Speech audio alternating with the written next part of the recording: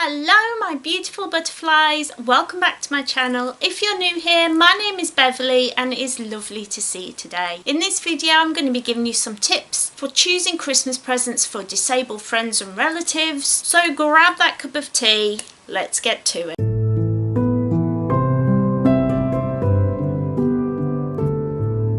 So, I hate to say it, but Halloween's over. Sad time, I know. But Christmas is soon going to be upon us and it's time to be buying presents. And if you've got somebody in your life who is disabled, now is the time that you're probably thinking, what on earth am I going to get that person? It's like, what do I get them? And so I thought I'd do like a little video about tips and different ways that you can include them in Christmas gifts. Because yeah, it can be quite difficult sometimes. So that's what we're doing today. Don't forget you can click the subscribe button if you want to become part of the butterfly family. We would love to have you here. Leave me a cheeky little like and a comment. Let's get to it, shall we? So the first tip is warm and cozy. I think a lot of people forget how much time disabled people spend in their pajamas. Most of the time we are just straight in our pajamas, chilling out, resting. It's a big portion of our day. And so the things that we need are things that are going to keep us warm, because a lot of illnesses come with the side effect of being unable to control the temperature of your body. It's a big problem that I suffer with, and so we're often either too cold or too hot. Being warm and cozy is lovely. It's a lovely place to be. And so looking at what's warm and cozy, like really nice fuzzy pajamas, a lovely dressing gown, maybe a fluffy blanket or two. I found these really, you can get these toys, they're like little teddy bears and sometimes just like little pillow things, and they're filled with like herbs and stuff, and you can put them in the microwave and then they get warm. I recently found out they do them, but they're slippers. This is the sort of thing I'm talking about, and this time of year magazines and shops are full of cozy things like bed socks and stuff like that. Cozy items that are really easy to just put into a Christmas present for somebody who's disabled, who maybe doesn't get to move around as much, because the less you can move around and get active, the more cold you're going to be. It's getting cold. I think it's going to be a cold one this year. So a lovely, cozy, fuzzy, snuggly presents are what it's all about at Christmas. If you're disabled, or even if you're not,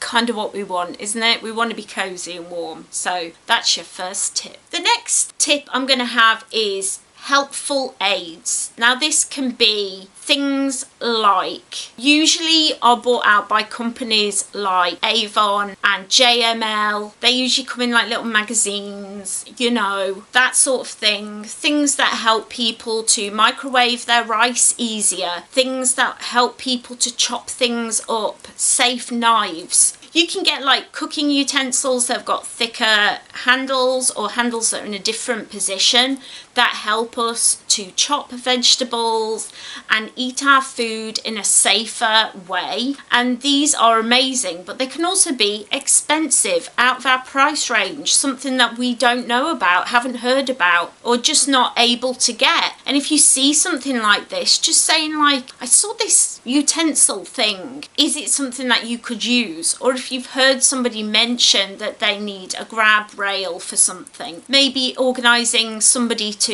put it up. Helpful gifts are amazing. Even just making some meals that can be put in the freezer and then reheated easily in the microwave. If somebody did just that for me, I think I'd love them forever. I think I would. I think I'd probably divorce my husband and marry them, sorry Lee. But I think I would, because little things like that, little helpful things that you've maybe heard somebody mention, oh, I'm struggling with this, or oh, this is hard for me to do these days. If you can then fill in that gap, that is a more appreciative gift that you can give. Like, there's nothing better than helping someone out. And I think it's something that often goes unnoticed, or people think, oh, it takes too much money or time and effort, can't do that. But if you're thinking, okay, it's Christmas, I don't know what I can do, but I can make some, hot pot meals, stick them in some containers and they can just throw them in the freezer. Easy and simple. it doesn't cost that much and is probably pretty easy for you to do, would mean a lot to that person. So helpful gifts is my next little tip. I think sometimes we forget that doing little helpful things for people can sometimes mean more than buying them really, really expensive gifts, and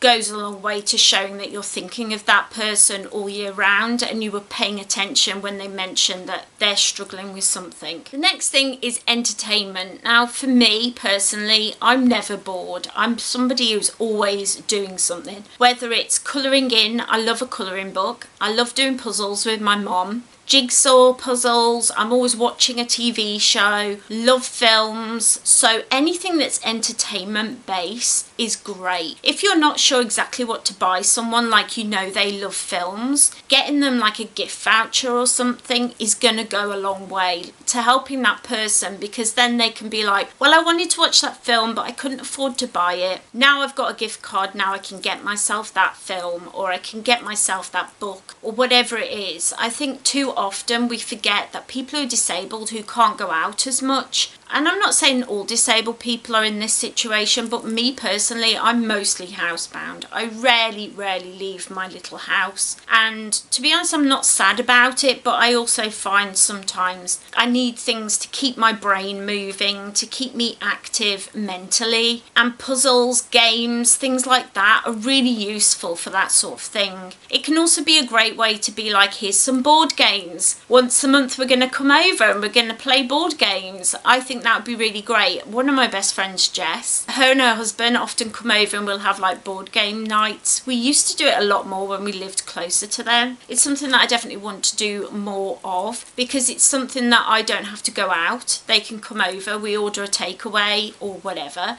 and it's just amazing. It's the best time. And so finding ways to include them in entertainment that doesn't involve going out, perfection. It's the best present. I mean, somebody makes me some meals and buys me a board game, I'm set. Like, I don't mind. I own a fleecy jumper or something, I'm going to be happy with those presents. 9 times out of 10, I'm going to be like, you really thought about this and I appreciate you. So if you're trying to think of something that's going to help someone, these are the sorts of things that are really going to help. And lastly, I'm going to be talking about funkyfying mobility aids. So these are fun ways to make a mobility aid look cool. Now, one way is there are lots of walking stick companies online. The one that comes to mind is Neo Walk Sticks. I'll leave a link to them down below. I don't actually have one myself because I can't afford them. Hint, hint, family.